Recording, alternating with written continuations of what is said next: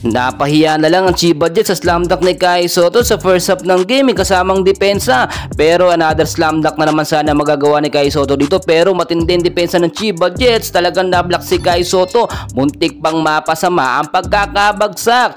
Ang tindi ng block ni Kai Sotto dito, may kasamang depensa at rebound dyan sa first half ng game.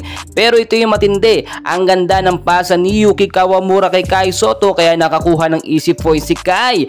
Well mga idol, game day na nga po, no, laban ng Yokohama kontra dito sa kupunan ng Chiba Jets. Game 1 nila, no, at nakita nyo first half ng game, first quarter, pasok sa first 5 ang ating pambato na si Kai Sotto. Dito po pinagsabay ang tatlong import ng Yokohama kasama si Kai Sotto. Nakapaglaro agad ng 6 minutes of playing time si Kai Sotto with 1 point and 3 rebounds. Yung 1 point niya po sa free throw yun, dahil lagi po siyang pina-foul ng Chiba Jets para nga ma-foul out. So nagtapos ang first quarter ng game sa score na 17 ng Chiba, 21 naman ang Yokohama. Pagdating naman ng second quarter ng game, wala sa early etong si Kai Sotto at pinaglaro pa siya under 5 minutes of time, at dito mas umatake ang matinding depensa ng ating pambato na si Kai Sotto. Tulad ng sinasabi natin, kailangan si Kai Sotto nasa loob para sa matinding depensa ng Yokohama at hindi maka-score ang scoring machine ng Chiba Jets. Do malalakas din, no, at sanay sa balyaan itong Chiba Jets, pero si Kai Sotto maraming nakapansin na lumakas ang depensa at hindi natatakot sa matinding balyahan.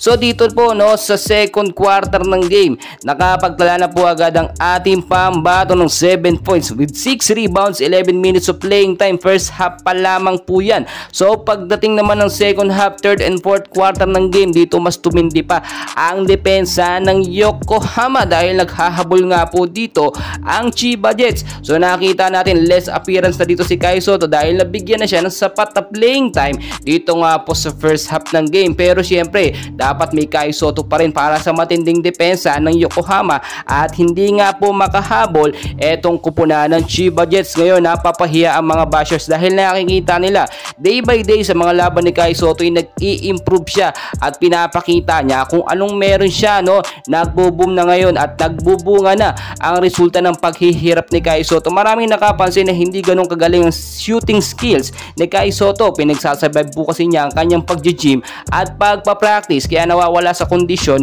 ang mga kamay ni Kai. Well, so far so good. Maganda ang performance ni Kai Sotto, hindi limit time, mataas na oras sa playing time at may okay na puntos at magandang depensa na iambag dito nga po sa kupunan ng Yokohama. And please mga kaibigan, tuloy-tuloy lang suporta sa ating idol. Malayo pa ang mararating ni Kai Sotto basta nandyan ang ating suporta at hindi puro pambabash at pagdadown lang sa batang si Kai. Well, patuloy ko kayo nga updated. Please don't forget to like and subscribe. Maraming salamat po.